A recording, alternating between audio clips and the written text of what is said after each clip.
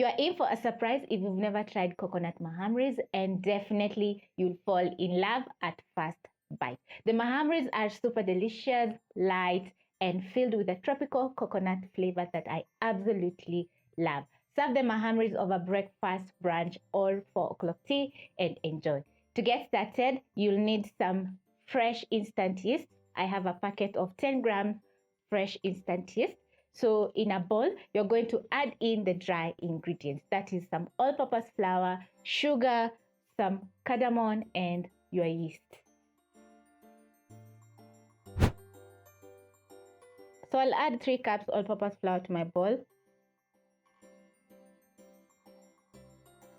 2 tablespoons sugar, a teaspoon cardamom powder,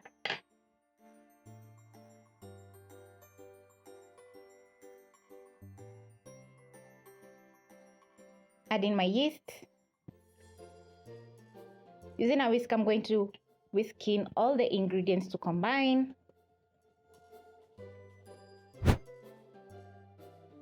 Once the dry ingredients are light and everything is well mixed up, I'm going to be adding in the wet ingredients. I have a cup of coconut milk over here, some cooking oil, and 1 egg.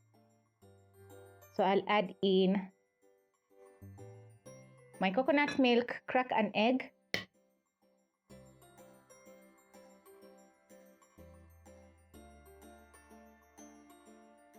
and a tablespoon of cooking oil. Using a spoon, I'm going to mix in the dry ingredients together with the wet ingredients until combined. And once a dough formed, I'm going to go in with my hands. Switch to my hands and knead the dough for around 3 to 5 minutes.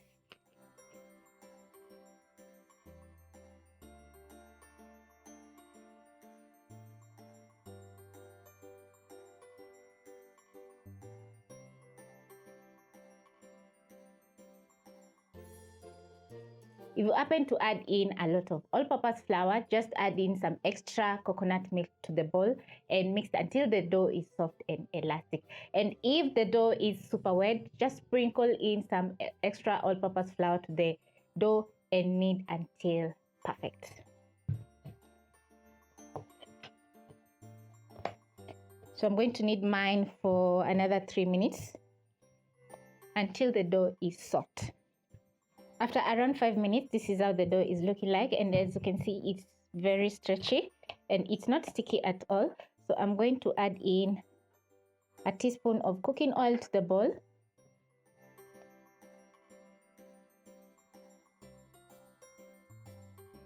shape the dough into a ball by tucking the bottom side just like this, and then I'm going to spread some oil on the dough just like that. Cover your bowl with a clean kitchen towel and place the dough in a warm area so that the dough can double up in size for around an hour. So see you when the dough is ready.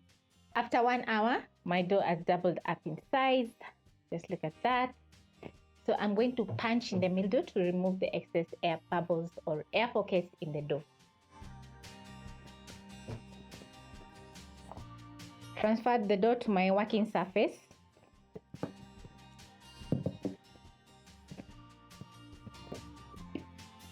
And then I'm going to knead for around a minute.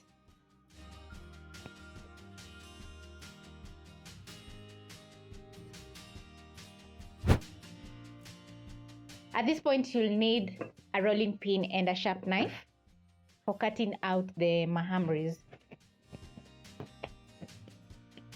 I'm going to cut my dough in half just like that.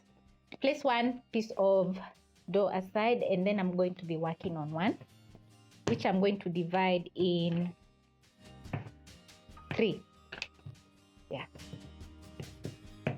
I'm going to tuck my dough in the bottom side just like that, making a very soft ball.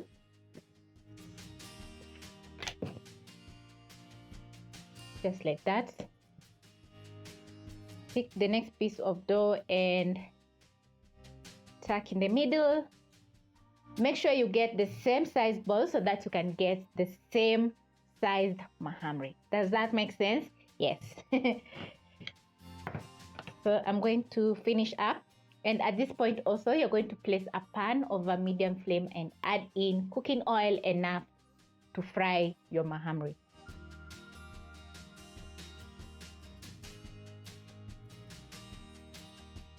So you're going to repeat until the rest of the dough is evenly divided into round balls. So I'm going to place some of the dough aside so that I can get some space to make my mahamri.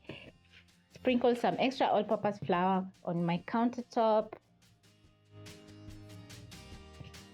And then I'm going to use my rolling pin and roll out my dough. Make sure the countertop is floured so that the dough doesn't stick on the countertop. So I'm looking for half an inch of the dough once I'm done spreading the dough into a round shape,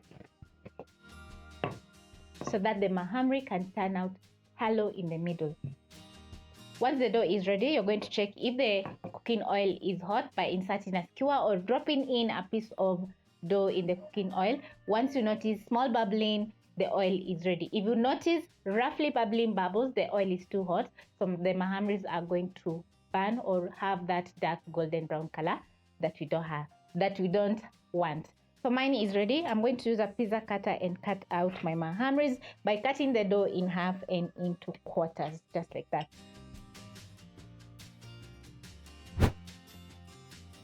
Next, I'm going to pick my mahamris and carefully drop in the cooking oil. When you're dropping the mahamris, make sure to place on the side of the pan. Don't just drop it in the cooking oil, because the oil is going to splash and then you're going to get oil all over yourself or even burn yourself. Immediately you add in the pieces of dough in the cooking oil. Use your skimmer and try and separate the mahamris as they cook, and then you're going to let the mahamris cook as you prep your next piece of dough. So you'll repeat until you're done by spreading some or sprinkling some extra all-purpose flour on your countertop and rolling out using your rolling pin. And this step is usually very fast, so be on your toes and watch over your mahamri as it cooks, and also roll out the dough.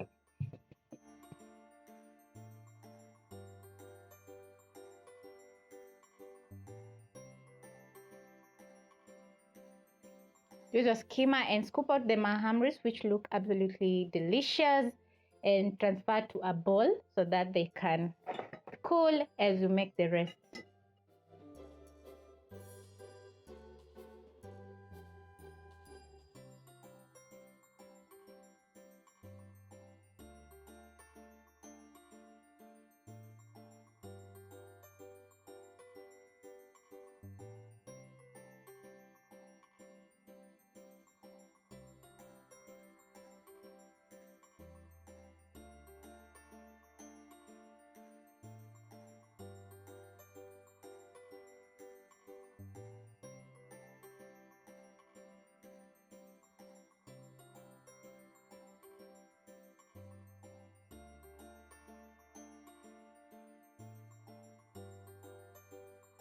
As you're frying your mahamris, the kitchen is going to be smelling so good because of the cardamom and also the coconut milk.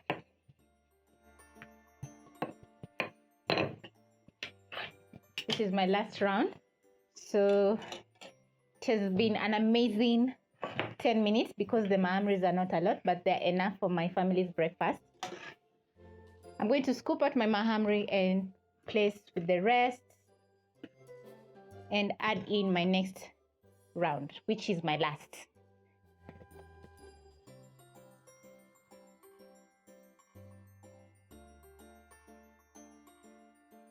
Once you're done making these coconut mahamris, they're going to be flavorful and looking very delicious. And trust me, you don't want to miss out on this recipe because it's just the best. It's just so perfect that you're going to love each and every bite. Serve this over some chai or coffee and it's going to be delicious. Catch you on my next episode.